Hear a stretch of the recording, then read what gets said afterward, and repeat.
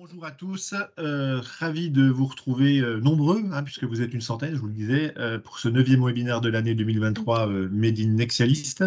On l'a ouvert à tous cette fois-ci parce qu'on souhaitait effectivement que les informations qu'on va présenter à travers la présentation de Laetitia et Laurent soient le plus large possible et qu'ils puissent toucher un maximum de fabricants. Pour celles et ceux qui ne me connaissent pas, donc moi je suis Florent Guyon, je suis en charge des partenariats, des relations extérieures et de manière plus globale de la notoriété de Nexialist. Alors Nexialist, c'est un cabinet de conseil qui est spécialisé dans la conformité des produits de santé. On accompagne à la fois les fabricants de DM et de DMDiv dans la mise en conformité de leurs produits avec une idée d'optimiser leur time to market. Voilà, pour faire simple. On a également une expertise dans notre activité, on a une expertise via notre activité d'intelligence réglementaire. Et cette activité-là nous permet de monitorer les différentes réglementations qui régissent les produits concernés en Europe, hors Europe, et nous permet d'avoir justement une capacité d'anticipation assez importante. On a des personnes qui sont placées dans de nombreux comités de normalisation. Voilà. À travers les webinaires qu'on propose, on souhaite devenir un fournisseur incontournable d'informations réglementaires simples et compréhensibles, de créer une communauté. Moi, j'aime bien l'idée de fédérer autour du dispositif médical, et puis être aussi le point de rencontre, idéalement, entre vous, les acteurs du DM et du DMDiv, et les organismes notifiés, et pourquoi pas également l'autorité compétente. Voilà. C'est ambitieux, mais c'est un peu ce qu'on essaie de faire. Alors, vous avez probablement déjà soumis une documentation technique à votre ON, ou vous êtes peut-être sur le point de le faire. Ce processus d'évaluation est à distance et nouveau, il a été introduit par le règlement. Il induit le fait que vous n'avez pas la possibilité aujourd'hui d'interagir avec l'évaluateur. Vous ne pouvez pas répondre à ces questions en direct. Il convient donc pour vous de penser la construction de votre DT en essayant de se mettre à la place de l'examinateur. Quelles sont les infos dont il a besoin quand il évalue? Et en plus, cette DT peut être et va probablement être évaluée par différentes personnes. Alors, comment on va rendre cette documentation technique autoportée? Voilà, c'est tout le sujet de ce webinaire. Et comment se mettre à la place de l'évaluateur? Eh bien, ça tombe bien parce que chez Nexialist, on est nombreux à venir d'organismes notifiés. On en a 4 ou 5 qui ont travaillé chez les ON, dont plusieurs dans le même organisme notifié, un organisme notifié français, dont je tairai le nom, ça commence par G et ça finit par MED.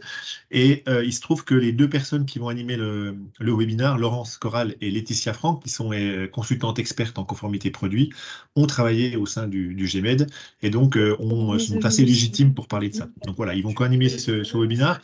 Avant de leur laisser la parole, je vais demander aux personnes qui parlent derrière de bloquer leur micro, s'il vous plaît. Coupez vos micros. On va vous passer la parole juste après la présentation de Laurence et de Laetitia. Il est à peu près pour 20-25 minutes. Et puis après, j'espère que les questions seront nombreuses. Sinon, j'essaierai de solliciter les témoignages de chacun d'entre vous. Et puis, voilà, on a prévu de finir à 15h30. Et bien sûr, voilà, les questions, vous pouvez les poser dans le chat. Je laisse la parole à Laetitia, puisque c'est Laetitia qui a la lourde tâche d'initier ce webinaire. Donc, Laetitia, je te laisse la parole. Moi, je vais couper mon micro et je vais couper ma caméra et je vous rejoins juste après. À toi, Laetitia. Merci, Florent. Je vais couper ma caméra également pour avoir un meilleur débit. Je vous remercie à tous en fait d'être présents sur ce webinaire. Avec Laurence, nous souhaitions aborder avec vous comment prendre en compte le point de vue de l'évaluateur dans l'élaboration de votre documentation technique. Et pour cela, en fait, on vous propose déjà de faire un petit point de rappel sur le contexte actuel de l'évaluation et ensuite, en fait, d'introduire en fait qui est l'évaluateur de la documentation technique, c'est quoi son quotidien, c'est quoi ses difficultés. Ceci afin de prendre en compte en fait les contraintes et les besoins de l'évaluateur dans un but commun en fait, c'est d'avoir un bénéfice mutuel à la fois pour les organismes notifiés et l'évaluateur et pour le fabricant. Avec le passage au règlement, que ce soit le règlement des dispositifs médicaux ou le règlement des dispositifs médicaux de diagnostic in vitro, l'évaluation de la documentation technique chez le fabricant, en fait, elle a évolué depuis ce passage effectivement au règlement. Sous directive, l'évaluation d'un dossier technique DM pouvait être réalisée par un évaluateur ou 2 évaluateurs dans des cas spécifiques. Sous règlement, en fait, on a un produit, comme vous le savez tous, qui va être défini par plusieurs codes. Pour les dispositifs médicaux, on va avoir un code principal, MDA ou MDN, qui va être associé à plusieurs codes spécifiques qui sont appelés les codes MDS. Si je prends un exemple, sur les prothèses de hanche recouvertes d'hydroxyapatite, HAP, on a pour ce typologie de produit un code principal reflétant la conception et la fabrication du dispositif qui est le MDN 1102. Et on peut avoir plusieurs codes spécifiques, le MDS 1008 pour le revêtement, ainsi que le MDS 1005 irradiation pour le fait que ce soit des DM stériles et stérilisés par irradiation. Un autre exemple qui peut parler également, qui peut vous parler, c'est les prothèses vasculaires recouvertes d'héparine, qui vont cette fois-ci avoir un code principal, le MDN 1101, et des codes spécifiques, l'un lié à la substance médicamenteuse, le MDS 1001, et l'autre lié par exemple à l'état stérile via l'ETO, avec le MDS 1005 ETO. Pour les DM de diagnostic in vitro, c'est le même principe. Les codes ne sont pas nommés de la même manière, mais on va avoir un code principal IVR qui reflète la conception et l'indication d'utilisation et des codes spécifiques, des codes de procédure d'examen, les IVP, et des codes IVD sur la connaissance, la discipline laboratoire et clinique. Alors, si je prends un cas d'exemple, en fait, sur les DM de diagnostic in vitro, c'est par exemple les tests de grossesse qui vont avoir comme code générique l'IVR 0607.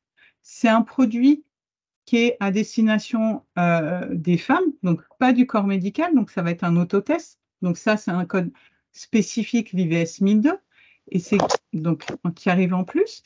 Et également, on a un code lié à la technique qui est la chromatographie rapide, qui est l'IVP 3003. Voilà, pour vous donner un peu des exemples en fait, de DM et la complexité effectivement quand même des règlements avec les 10 référents codes. Aujourd'hui, les évaluateurs sont qualifiés en fonction de leur expérience professionnelle dans la conception et l'utilité des DM, sur les codes principaux et également sur les codes spécifiques. Sous règlement, il n'est pas rare qu'un évaluateur soit qualifié pour... Il est rare, pardon, qu'un évaluateur soit qualifié pour tous les codes du produit. Si je prends un exemple, sur ma prothèse de hanche recouverte d'HAP, il n'est pas rare d'avoir des évaluateurs qui vont être qualifiés sur la partie générale, mais qui ne vont pas forcément avoir la compétence pour faire le revêtement. Un exemple. Du coup, en fait, qu'est-ce qui se passe au niveau des organismes notifiés? C'est qu'ils font de plus en plus appel à une équipe d'évaluation pour évaluer une documentation technique. Et cela, du coup, entraîne des contraintes d'organisation, de planification des évaluations. Dans les plans de charge des différents évaluateurs, en fait, l'objectif, c'est vraiment d'optimiser les plans de charge des évaluateurs pour que les évaluations par partie se fassent dans un même temps le plus proche possible pour éviter que vous receviez en fait des rapports spécifiques au fil de l'eau et que ça allonge le temps d'évaluation et complexifie pour vous les réponses en non-conformité. Mais ça nécessite aussi, d'un point de vue côté fabricant, en fait, que les rapports spécifiques soient indépendants et autoportés. Si je prends par exemple, si je reprends l'exemple de ma prothèse vasculaire recouverte d'héparine, il est assez fréquent que l'évaluateur qui prend en charge la partie substance médicamenteuse soit différent de celui qui réalise l'évaluation générale. Cet évaluateur ne va prendre en charge dans son évaluation que les données spécifiques liées à la substance. Et donc, il n'aura pas forcément accès à toute la partie à toutes les autres parties de la documentation technique. Donc, si dans votre rapport spécifique sur la substance, vous introduisez pas certaines parties qui sont générales, telles que la description du produit ou des éléments de fabrication, par exemple, et que vous le remplaciez par un renvoi à une autre partie de la documentation technique, en fait, il va manquer une donnée en fait, à l'évaluateur qui va évaluer la partie substance médicamenteuse et du coup, ça va complexifier en fait son activité. Un autre exemple que l'on voit souvent sur la composition des équipes, c'est sur les rapports de stérilisation, d'évaluation biologique ou d'évaluation clinique. C'est souvent des parties de la documentation technique qui sont traitées par des évaluateurs différents de la partie générale. Mais je suis sûre que vous avez une question en tête, c'est mais pourquoi en fait cette organisation elle est devenue plus complexe au passage avec le règlement? Mais en fait, ce qui est apparu en même temps que le règlement en 2017, c'est un NBOG qui réglemente un petit peu les différentes fonctions au sein de l'ON. Il ne se focalise pas uniquement sur l'évaluation de l'ADT, mais sur toutes les fonctions liées à l'ON.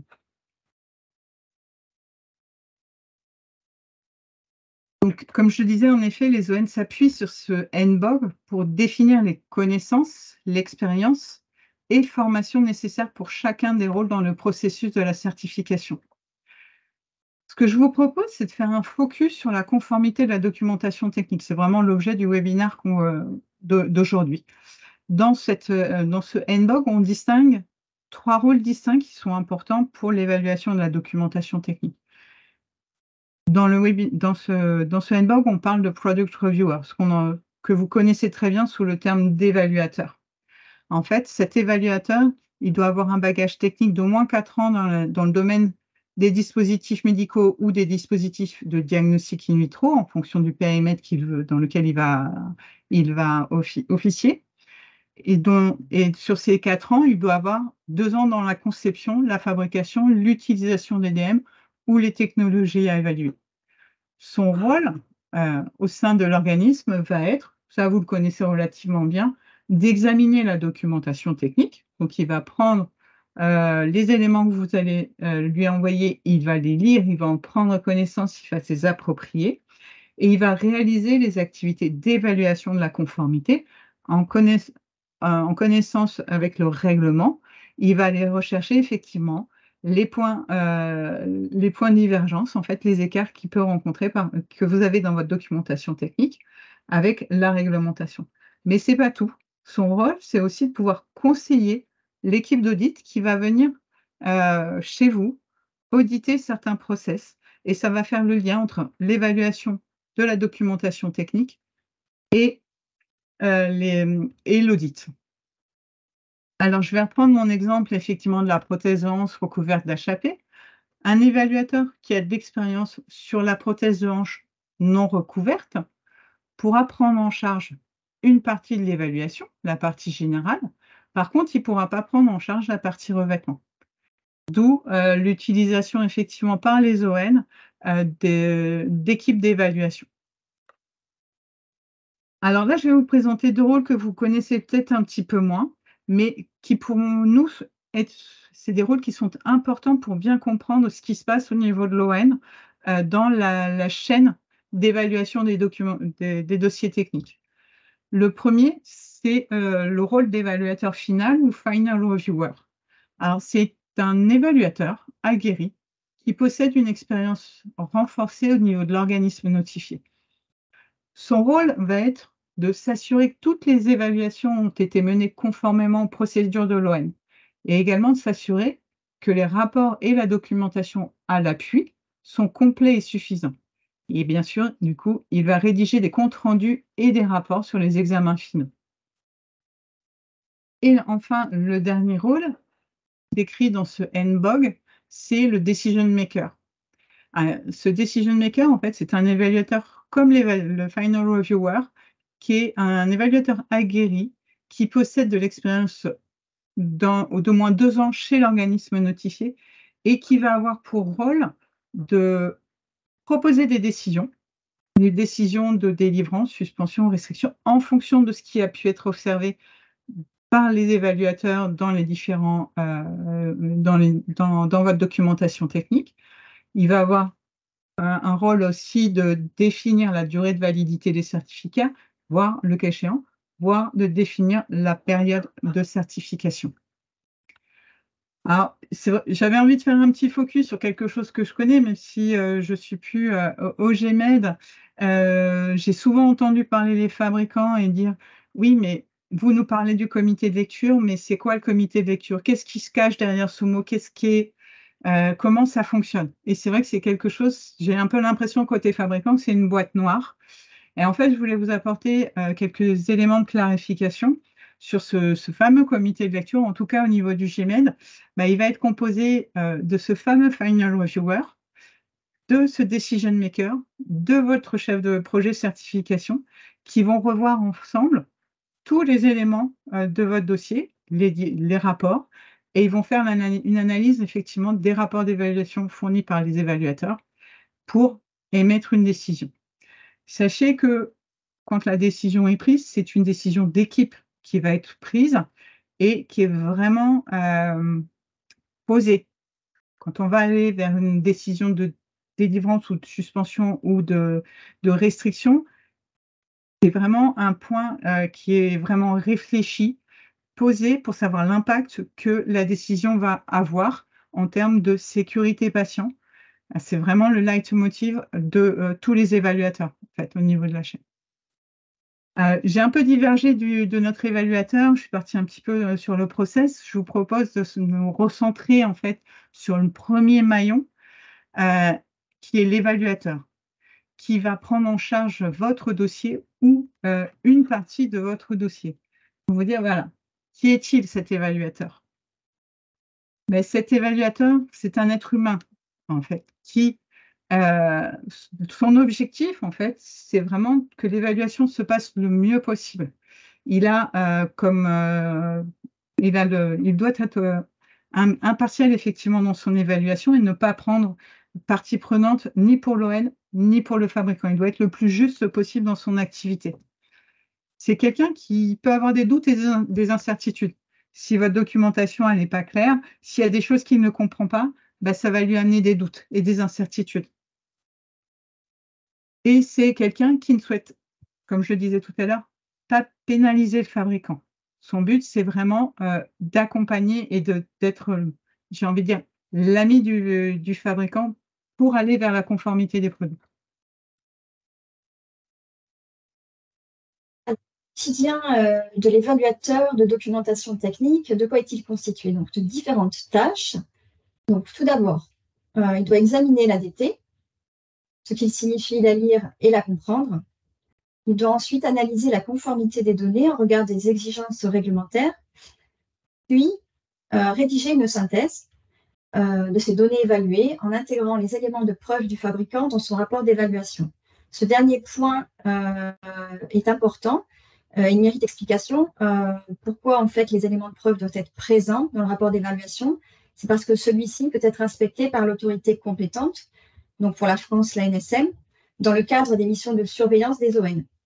Donc, au niveau des fabricants, c'est vrai que parfois, ça peut sembler étrange de voir des parties plus ou moins importantes de son propre rapport dans le rapport d'évaluation. Il ne s'agit pas d'une copie pour remplir le rapport d'évaluation. Il y a une raison bien précise à cela. Donc, son quotidien est également constitué donc, de la tâche, d'une autre tâche qui est identifier les exigences réglementaires non respectées et rédiger les non-conformités. Voilà. Il va ensuite lister CNC dans un tableau dédié et les classer en majeur ou mineur. Donc, ce classement est défini selon les règles de chaque ON. Néanmoins, il y a des critères communs.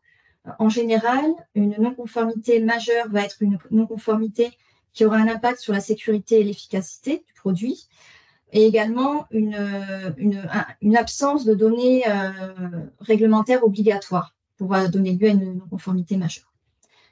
Enfin, il va rédiger une recommandation à l'attention du decision maker et de l'équipe d'audit.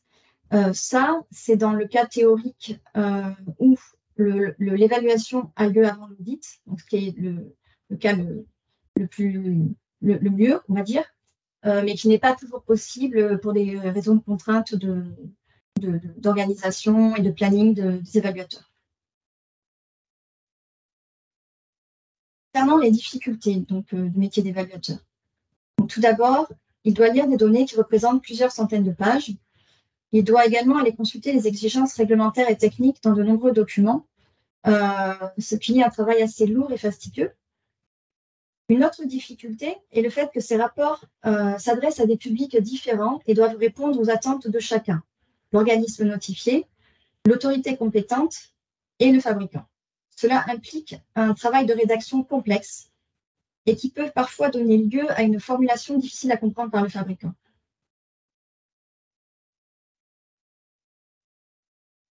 Comme je te disais tout à l'heure, en fait, l'évaluateur, il est qualifié sur les domaines techniques, mais il ne connaît pas votre produit aussi bien que vous. Il va découvrir les spécificités de votre produit au travers de votre documentation technique. Donc, plus votre documentation technique est claire et fluide, meilleure sera sa connaissance et sa compréhension en fait de votre produit. Et du coup, ça facilitera son analyse de la conformité.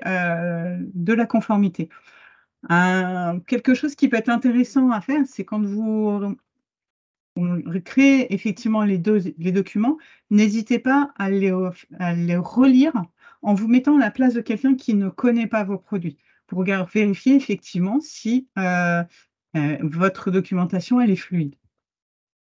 À noter également qu'à l'inverse effectivement du process de l'auditeur, en fait, du process d'audit, où l'auditeur, en fait, il va être en contact avec vous lors de la prise de connaissance de vos documents.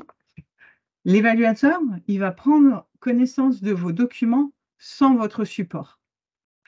Alors, il est vrai qu'il peut interagir avec ses pairs en interne. Il y a des interactions qui, moi j'ai pu le voir, commencent à être possibles sur des points spécifiques avec le fabricant, mais ça ne peut pas être fait au fil de l'eau de la lecture du document par l'évaluateur.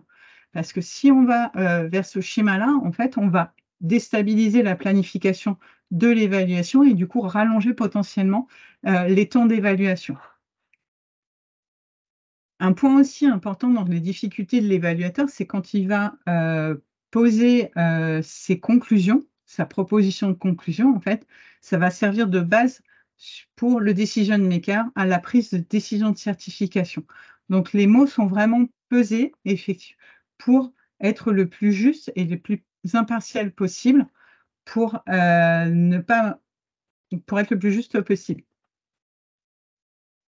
Enfin, les rapports que l'évaluateur va faire, en fait, la qualité de ces rapports, c'est un critère en fait important pour le maintien de la compétence des évaluateurs. Donc l'évaluateur, il n'est pas tout seul, il est vraiment entouré d'une équipe et il est challengé sur la qualité effectivement de sa rédaction.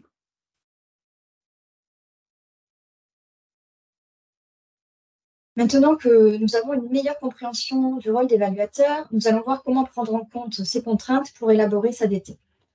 Les différents points que je vais vous proposer ensuite ont déjà fait l'objet de communication dans le cadre de retours d'expérience d'ON ou même de la part de Nexialis.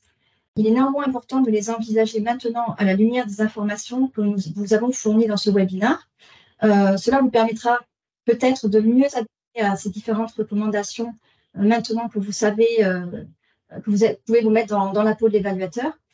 Et ces points sont en effet primordiaux et ne sont pas toujours systématiquement pris en compte. Donc, tout d'abord, pour faciliter la compréhension, donc on a vu les rapports autoportés, c'est très important.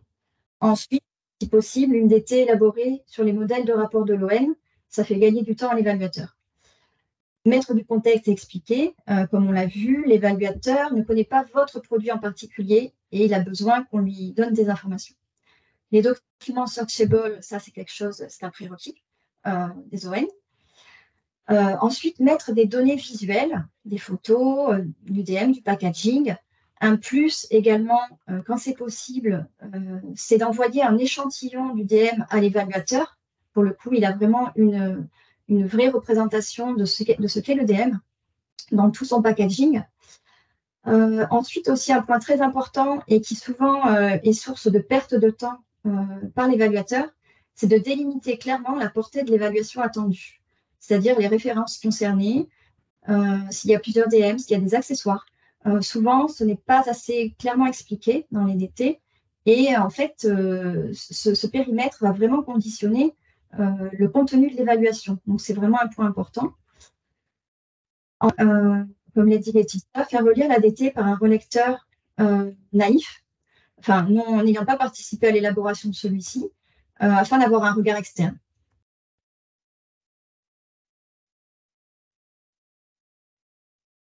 Ensuite, pour faciliter l'analyse, ce qui peut être fait, c'est de présenter le plus possible les données sous forme de tableau de synthèse, en intégrant notamment les exigences réglementaires.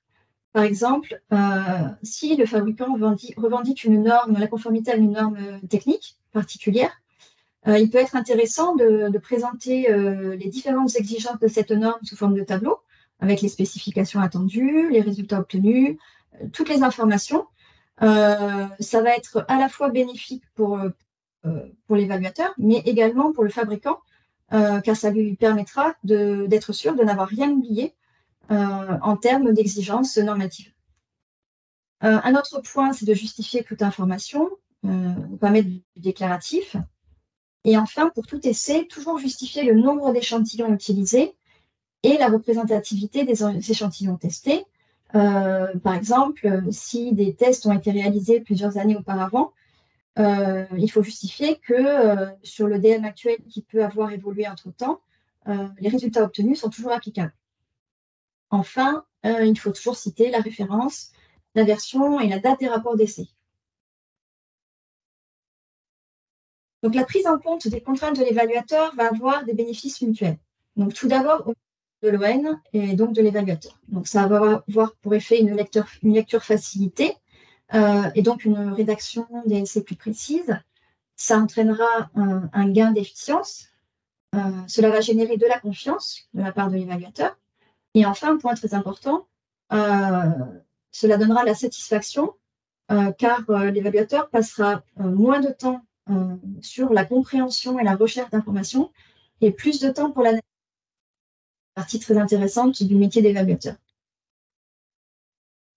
Pour le fabricant, les bénéfices attendus, ce sera potentiellement moins de NC, notamment celles liées aux incohérences ou aux informations non trouvées par l'évaluateur.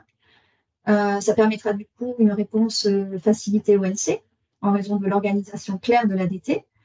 Il y aura potentiellement moins de tours d'évaluation et un temps d'évaluation plus court. Et cela entraînera également une meilleure communication avec l'évaluateur.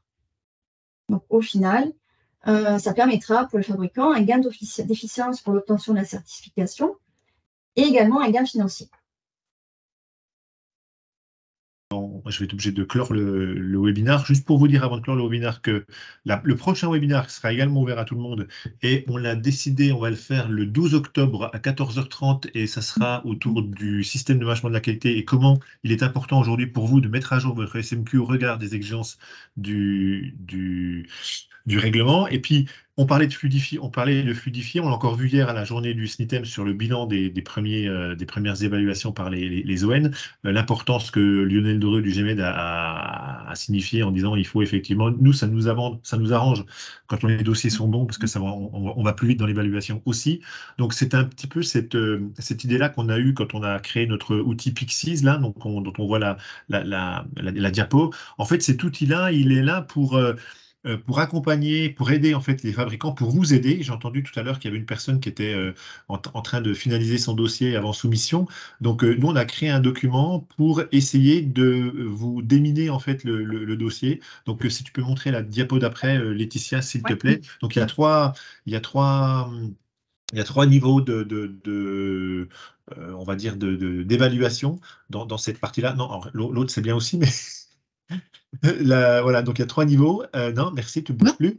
Donc il y a l'éco, le business et le first. En fonction de votre besoin, on est capable d'évaluer de manière très précise la qualité de votre documentation technique. Et donc, ce qui fait que c'est un peu comme quand vous allez passer le contrôle technique pour votre voiture. Ben là, on fait un pré-contrôle technique et on vous donne les points forts, les points faibles et puis les points sur lesquels il faudrait être vigilant parce qu'il y a peut-être des données manquantes. Donc il y a du vert, il y a du rouge et il y a de l'orange. Et en fonction de l'accompagnement que vous souhaitez, eh bien, on va se positionner soit en éco, soit en business, soit en first. Donc c'est comme un vol. En fait, vous prenez un vol avec Nexialist, c'est magnifique, c'est beau. Même si il faut penser aussi au développement durable. Voilà, donc en tout cas, on est là pour vous accompagner. On est une équipe, comme vous l'avez vu, on est plusieurs hein, chez Nexalist à être issus des organismes notifiés. On a vu avec Laurence et Laetitia, il y en a d'autres. Donc n'hésitez pas à nous solliciter par rapport à ça. Je pense que ça peut vous être aussi bénéfique. Ça peut peut-être vous éviter un round de questions. Ça serait, voilà. Et n'hésitez pas à revenir vers nous par rapport à cette possibilité-là. Il me reste à vous remercier d'avoir été aussi nombreux à ce webinaire, à remercier Laurence et Laetitia de leur présentation et de la réponse aux questions. Merci à Fanny pour ton témoignage. Merci à Sabrina. Christine qui met notre expérience est aussi que le dialogue avec le CPC est primordial. Bien entendu, de toute façon, le dialogue, c'est hyper important. Et pour info, si vous voulez échanger avec les organismes notifiés, il y a un événement à Besançon qui se passe bientôt, où Nexialist, bien sûr, sera présent. Et je vous invite à regarder, même s'il n'y a plus de place depuis très longtemps. Voilà. Sur ce, je vous souhaite une excellente journée. J'espère vous retrouver aussi nombreux le 12 octobre à 14h30. C'est Axel Cressanville, une autre ancienne d'organisme notifié, qui sera en charge de l'animation de ce webinaire. Et puis moi, je vous dis à très bientôt. Je vous souhaite une excellente journée. Profitez, il fait super beau.